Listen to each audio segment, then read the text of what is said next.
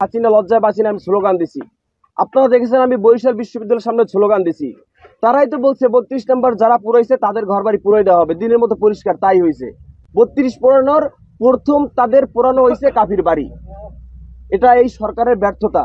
আমি চাই এই সরকারের হাতকে আরো শক্তিশালী করা হোক। যদি সে না পারে ছাইরে দিয়া আস্তে করে বলুক দেশের মানুষ বিপ্লবী সরকার গঠন করুক। এটা তো সরকারের ব্যর্থতা। যারা পালাতক, যারা নিষিদ্ধ, তারা ক্ষমতায় তো আসতে পারে নাই। সেই অবস্থায় যদি দেশের মানুষের এভাবে, আমরা যারা ফ্রন্টে থেকে আন্দোলন করছি তাদেরকে, এবং গাজীপুরেও দেখবেন, এবং উপদেষ্টা নাহিদ ভাই, আসিফ ভাই, তাদের সচিবালয়েও তো আগুন দেওয়া হয়েছে। এই সরকারের ব্যর্থতা আমি মনে করি। আমার আলটিমেটাম 7 দিন। আমি 7 দিনের মাথায় রাজপথে দাঁড়াবো যদি বিচার না করা হয়, আমার ঘর যদি পূর্ণভাবে গঠন উঠানো শুরু না হয়।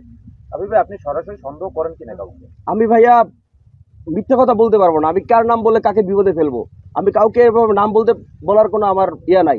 আমি এটা তো পরিষ্কার, আমি ধানমন্ডি 32-এর সময় উপস্থিত ছিলাম।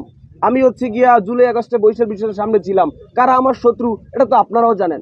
আপনার মতামত আপনার কমেন্ট বক্সে জানিয়ে যান।